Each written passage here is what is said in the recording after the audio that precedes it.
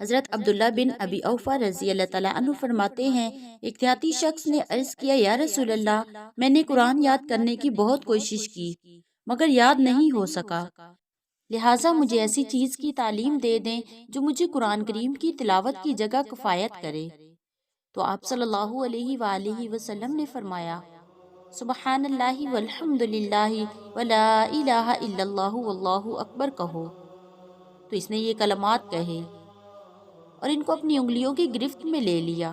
پھر عرض کیا، یا رسول اللہ، یہ تو میرے رب کے لیے ذکر ہوا، میرے لیے کیا ہے؟ تو آپ صلی اللہ علیہ وآلہ وسلم نے فرمایا، تم اپنے لیے یہ کہو، اللہم اغفر لی وارحمنی وعافنی وارزقنی۔ اور میرا خیال ہے کہ آپ صلی اللہ علیہ وآلہ وسلم نے اس کے آگے وحدنی ان الفاظ کا اضافہ فرمایا۔ یہ تعلیم لے کر وہ دیہاتی چلا گیا۔ اس کے پیچھے نبی کریم صلی اللہ علیہ وآلہ وسلم نے فرمایا، دیہاتی چلا گیا ہے مگر اپنے دونوں ہاتھوں کو خیر سے لبریز کر کے گیا ہے۔ سبحان اللہ۔ احد پہاڑ سے بھی زیادہ ثواب والے کلمات، جنت میں داخل کرنے والے کلمات، دوزخ سے حفاظت والے کلمات، ساری دنیا سے قیمتی کلمات، ایسے کلمات جن کے پڑھنے والے پر فرشتے بھی مغفرت کی دعا کرتے ہیں۔ اگر آپ ان تمام اذکار کے بارے میں جاننا چاہتے ہیں تو ویڈیو کو آخر تک دیکھیں۔ اس ویڈیو کا چیلنج 200 لائک ہے، پلیز لائک کر دیں، اور اگر آپ کو یہ ویڈیو پسند آئے تو آخر میں سبحان اللہ ضرور لکھیں۔ بسم اللہ الرحمن الرحیم۔ السلام علیکم ورحمۃ اللہ وبرکاتہ۔ حضرت ابن عمر رضی اللہ تعالیٰ عنہ نے فرمایا، جناب رسول اللہ صلی اللہ علیہ وآلہ وسلم نے فرمایا، جس شخص نے سبحان اللہ و بحمدہ پڑھا، اس کے لیے جنت میں کھجور کا ایک درخت لگ جاتا ہے۔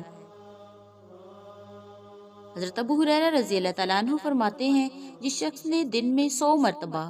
سبحان اللہ و بحمدہ کہا، اس کے گناہ معاف کر دیے جائیں گے، اگرچہ سمندر کی جھاگ کے برابر ہی ہوں۔ حضرت ابو ہریرہ رضی اللہ تعالیٰ عنہ فرماتے ہیں، رسول اللہ صلی اللہ علیہ وآلہ وسلم نے فرمایا، 2 کلمے ایسے ہیں جو زبان پر ہلکے پھلکے ہیں، میزان اعمال میں بھاری ہیں، رحمان کو بہت پسند ہیں، اور وہ سبحان اللہ و بحمدہ سبحان اللہ العظیم ہیں۔ جناب ابو مالک اشعری رضی اللہ تعالیٰ عنہ فرماتے ہیں، رسول کریم صلی اللہ علیہ وآلہ وسلم نے فرمایا، صفائی ایمان کا حصہ ہے، الحمدللہ میزان کو بھر دیتا ہے، سبحان اللہ والحمدللہ آسمان اور زمین کے درمیانی حصہ کو بھر دیتے ہیں۔ نماز نور ہے، صدقہ برہان ہے، صبر روشنی ہے، اور قرآن تیرے حق میں حجت ہے یا تیرے خلاف حجت ہے۔ ہر شخص اس حالت میں صبح کرتا ہے، یا تو وہ اپنے آپ کو شریعت کی پیروی کر کے اس کے ہاتھوں اپنے آپ کو گویا کہ بیچ کر دوزخ کی آگ سے آزاد کرا لیتا ہے، یا اپنی نفسیانی خواہشات اور شریعت کے مخالف چل کے اپنے آپ کو ہلاکت میں ڈال دیتا ہے۔ حضرت عائشہ صدیقہ رضی اللہ تعالیٰ عنہ سے روایت ہے، رسول اللہ صلی اللہ علیہ وآلہ وسلم نے فرمایا، اولاد آدم میں ہر انسان کو 360 جوڑوں پر پیدا کیا گیا، پس جس شخص نے اللہ اکبر کہا، الحمدللہ کہا، لا الہ الا اللہ کہا،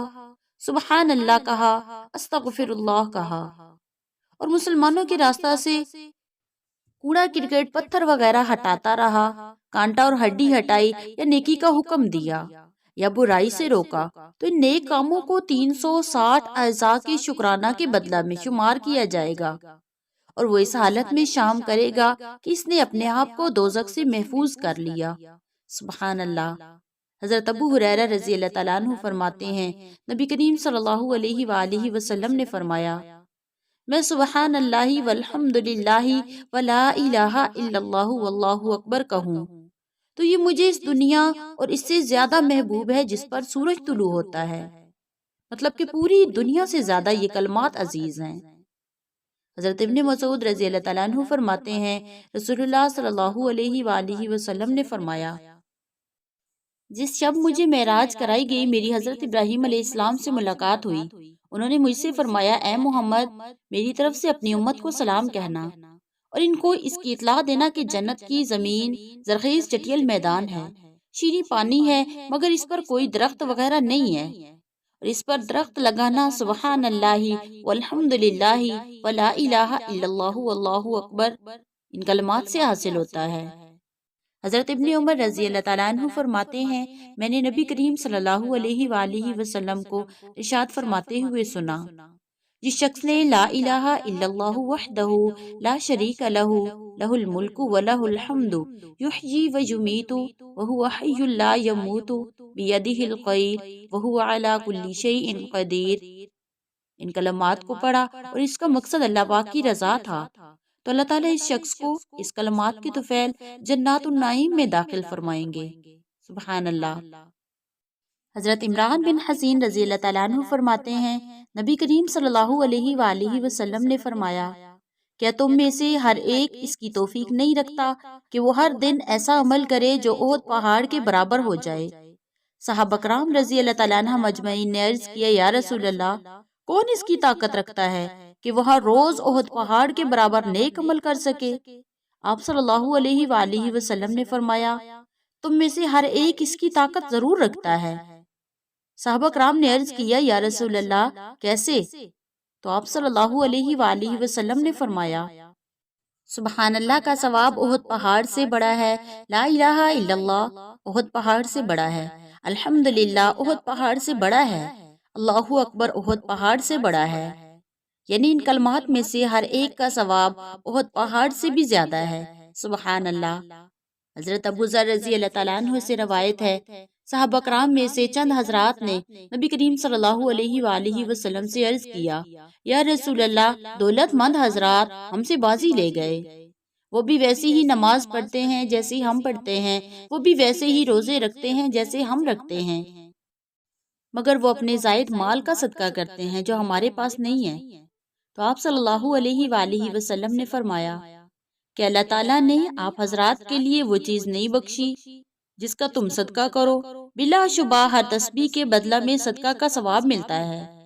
اور ہر تکبیر کے بدلہ میں صدقہ کا ثواب ملتا ہے، اور ہر الحمدللہ کے بدلہ میں صدقہ کا ثواب ملتا ہے، اور نیکی کے حکم کرنے پر بھی صدقہ کا ثواب ملتا ہے، اور گناہ سے روکنے پر بھی صدقہ کا ثواب ملتا ہے، اور تمہارے اپنی بیویوں کے پاس جانے میں بھی صدقہ کا ثواب ملتا ہے۔ صحابہ کرام نے عرض کیا، یا رسول اللہ، کیا ہم میں سے جو شخص اپنی شہوت پوری کرتا ہے اس میں بھی اس کو اجر ملتا ہے؟ آپ صلی اللہ علیہ وآلہ وسلم نے فرمایا، تمہارا کیا خیال ہے؟ اگر وہ حرام جگہ میں اپنی شہوت کا استعمال کرتا ہے تو اسے گناہ نہیں ہوتا، تو اسی طرح جب اس نے اس کو حلال جگہ میں استعمال کیا تو اس میں اس کو اجر ضرور ملے گا۔ حضرت ابن مسعود رضی اللہ تعالیٰ عنہ فرماتے ہیں، جب میں تمہیں کوئی بات ذکر کروں تو اس کی تصدیق تمہیں قرآن پاک سے دکھا سکتا ہوں۔ بے شک جب کوئی بندہ سبحان اللہ والحمدللہ ولا الہ الا اللہ واللہ اکبر وتبارک اللہ کہتا ہے تو ایک فرشتہ ان کو لے کر اپنے پر کے نیچے دبا کر آسمان کی طرف چڑھتا ہے، اور فرشتوں کی جس جماعت سے بھی گزرتا ہے وہ فرشتے ان کلمات کے کہنے والے کے حق میں استغفار کرتے ہیں، حتیٰ کہ ان کلمات کو لے کر اللہ جل شانہ کی بارگاہ میں پہنچ جاتا ہے۔ پھر حضرت ابن مسعود رضی اللہ تعالیٰ عنہ نے اس حدیث کی دلیل میں یہ آیت تلاوت فرمائی، پاکیزہ کلمات اور عمل صالح اس کی طرف اٹھتے ہیں۔ سبحان اللہ۔ حضرت انس بن مالک رضی اللہ تعالیٰ عنہ فرماتے ہیں، رسول اللہ صلی اللہ علیہ وآلہ وسلم نے فرمایا، جس شخص نے 100 مرتبہ لا الہ الا اللہ اور 100 مرتبہ اللہ اکبر پڑھا، اس کے لیے یہ ذکر 10 غلاموں کے آزاد کرنے اور 6 اونٹ ذبح کرنے سے بھی افضل ہے۔ حضرت ابو امامہ رضی اللہ تعالیٰ عنہ فرماتے ہیں، رسول اللہ صلی اللہ علیہ وآلہ وسلم نے فرمایا، جس شخص نے سبحان اللہ و بحمدہ 100 مرتبہ پڑھا تو یہ 100 اونٹ قربان کرنے کے برابر ہے۔ جس نے 100 مرتبہ الحمدللہ پڑھا تو اس کا یہ عمل جہاد میں زین والے 100 عدد گھوڑے دینے کے برابر ہے، اور جس شخص نے 100 مرتبہ اللہ اکبر کہا تو یہ ان 100 اونٹوں کے برابر ہے جن کو مکہ میں قربان کیا گیا ہو۔ سبحان اللہ و بحمدہ، سبحان اللہ العظیم، واللہ اعلم۔